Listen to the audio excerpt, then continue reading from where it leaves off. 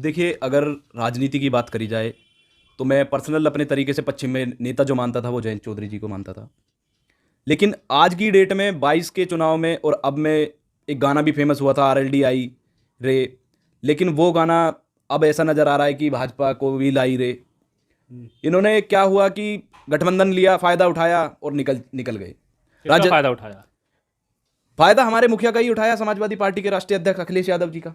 अच्छा, फायदा उठाया समाजवादी का उस आरएलडी के ने फायदा उठाया, अपनी वोट बैंक लिया, 10 विधायक लिए, जिनके अगर मैं बोलूं अगर इनके पास सिंबल नहीं होता, अगर हमारे से गठबंधन नहीं होता, इनके 2 विधायक आने पश्चिम में बहुत बड़ी बात थी। लेकिन वो हमारी बदौलत थी, हमने इनका साथ दिया। सिर्फ इसलिए दिया कि ये किसानों की आवाज़ के लिए, किसान जाटों की आवाज़ के लिए इन्होंने हमेशा बात करी। लेकिन आज वो किसानों की आवाज़, वो हाथरस की लाठियां इन्हें याद कर रही हैं। क्या आपने देखा होगा कि जो जाटों में एक्रोश था, जाटों ने जो इनके लिए हर टाइम इनके लिए खड़े रहे, आज उन जाटों की क्या मट्टी खराब है। जाट हमेशा से जो हमने, जाट छोड़ो, जो किसान कौम है जो धरने पे बैठी हुई, वो बीजेपी के खिलाफ है। इस मीडिया के माध्यम से मैं आपसे बता देना चाहता हूं।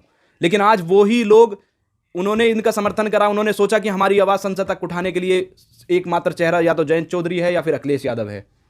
लेकिन इन्होंने क्या किया, उस आवाज़ को दबाने का काम किया है। अपने बाबा को भारत रत्न दिलाने का बहुत अच्छा काम है, मैं भारत सरकार का इसमें प्रशंसा करता हूं। लेकिन अपने बाबा की इन्होंने एक तरीके से अगर देखा जाए, अपनी बात मनवाने के लिए इन्होंने इनसे गठबंधन किया है। मतलब भारत रत्न के बदले सौदा हुआ है। भारत रत्न के बदले सीधा सीधा सौदा हुआ है। चौधरी साहब किसके नहीं है? चौधरी साहब को भारत रत्न आज मिलना था, उससे पहले मिलना था, उसके लिए हम तैयार थे, हम लड़ते, हमें बोलते जयंत चौधरी जी आपको धरने पे देना है, आपको बॉर्डर पे बैठना है, हम बैठते उनके लिए। क्या तरह कांग्रेस ने इतने साल तक नहीं दिया, मोदी जी का आभार धन्यवाद उन्होंने दे दिया। ये तो अब किस लिए दिया? 24 में क्यों याद आया? उससे पहले एमएसपी दी इन्होंने।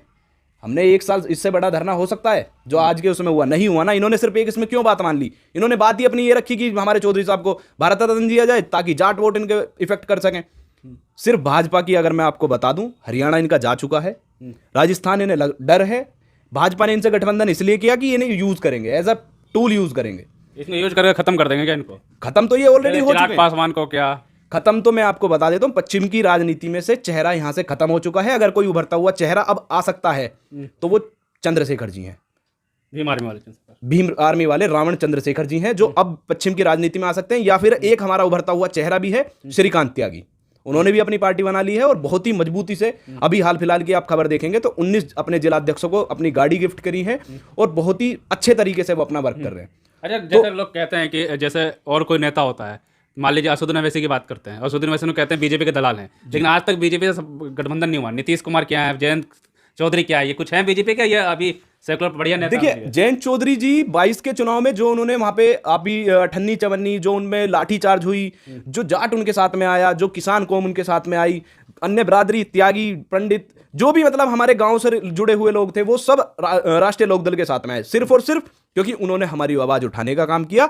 हमारे लिए लाठी खाई, हाथरस की बेटी के लिए लाठी खाई, हाथरस के किसानों के लिए लाठी खाई। लेकिन आज उन्होंने जो ये अपना काम किया है, बिक करके, मैं यही बोलूंगा, बिकना बोलूंगा वैसे, जो इन्होंने बिक गए हैं, जो इन्होंने 2-3 सीटों पे अपना बिकने का काम किया है। इनकी अखिलेश भैया ने इन्हें 7 सीट दी थी, समाजवादी पार्टी ने 7 सीट दी थी। अगर ये 7 सीटों पे आज भी चुनाव लड़े, मैं दावे से कहता हूं एक एक सीट इनका एक एक नेता निकाल के लेके जाएगा। ये भाव तो नहीं गया कि 24 में बीजेपी आ रही है तो उनका दामन थामना बीजेपी ज्यादा फायदेमंद है समाजवादी को? बीजेपी का मैं आपको बता देता हूं, बीजेपी का अभी तक कोई भी समीकरण तैयार नहीं है। अगर बीजेपी आ रही होती तो सपोर्ट की जरूरत नहीं पड़ती। राम मंदिर बना दिया, क्या नहीं आएगी क्या? मंदिर सब राम में हो गया, आप नहीं हुए क्या राम में? देखिए, राम मंदिर बीजेपी का मुद्दा नहीं है। इन्होंने सिर्फ, बीजेपी ने 22 जनवरी को जो ये राम मंदिर में ये दिखाया है, वो तो हमारे पूर्वज हैं। राम की अगर बात करें तो यही आए ना, लेके ये क्यों आ जाएंगे? सुप्रीम कोर्ट ने लाया, ऐसे कौन ले आएगा राम को? राम आज तक कहीं गए हैं? किसने कह दिया राम को लेके आए? राम तो यहीं पे थे हमारे। हम आज भी मंदिरों में पूजते हैं, कल भी पूजेंगे। सिर्फ मंदिर बना है, वो भी जनता के पैसे से बना है, सुप्रीम कोर्ट के डिसीजन से बना है। सिर्फ बीजेपी ने उस पर अपना प्रचार करने का काम किया है, अन्यथा कुछ नहीं हुआ है। जातियों को तो टाइट किया, मुल्लाओं को टाइट कर दिया पूरे देश में। देखिए, मुस्लिमों को टाइट करना, उससे कोई बेनिफिट है? आप बताओ।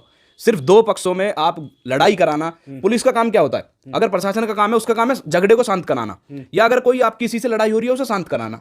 ये क्या कर रहे हैं? 2 पक्षों के बीच में, हिंदू मुस्लिम के बीच में घृणा फैलाने का काम कर रहे हैं। आज तुम्हारी सरकार है, आज आप चलो उन्हें शांत कर लोगे।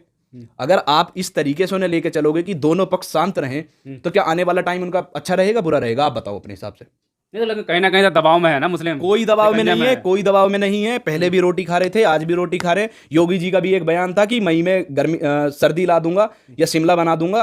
कुछ नहीं है, सिर्फ और सिर्फ चल तो रहा है बुलडोजर लगातार। बुलडोजर तो आप बताओ किसके उस पर नहीं चल रहा। आप अभी अवैध काम कर दो, आपके उस पर चल जाएगा बुलडोजर। लेकिन बुलडोजर भी एक तरीका नहीं है। अगर लॉ एंड ऑर्डर के थ्रू चलोगे तो उसके हिसाब से चलना चाहिए। बुलडोजर चलाना आपने, चलो मैं मानता हूं आपने अपराधियों के यहाँ पे बुलडोजर चलाया, लेकिन और भी तो गरीब भी तो उसमें दब रहे हैं।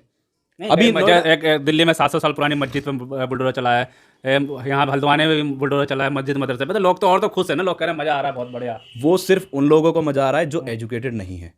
मंदिर मस्जिद की लड़ाई अगर हम, भाजपा चाहती क्या है? भाजपा का मूल मंत्र है कि लोगों को धर्म के बीच में बांट दो, उसे पढ़ाई की कोई जरूरत नहीं है, राशन उसे उसके घर पे पहुंच जाएगा, शिक्षा कोई मतलब नहीं है।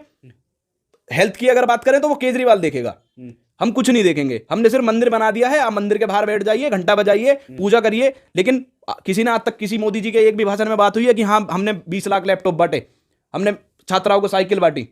कोई नई यूनिवर्सिटी खुली है उत्तर प्रदेश में? किसी नई IIT का गठन हुआ है? राम के बाद ज्ञान वहां पे भी तो आ ही गया ना मंदिर। तो मंदिर तो आते ही रहेंगे, मंदिर कभी खत्म नहीं होंगे।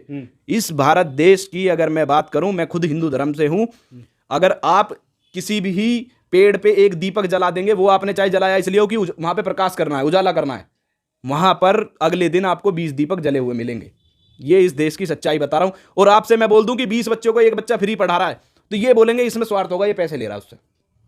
अगर मैं खुद ही अगर एक कॉलोनी में जाके बच्चों को पढ़ाना शुरू कर दूं, तो 10 लोग ये बोलेंगे देखो सोशल मीडिया के लिए या तो पढ़ाना शुरू कर रहा है या फिर इसका स्वार्थ है कुछ ना कुछ।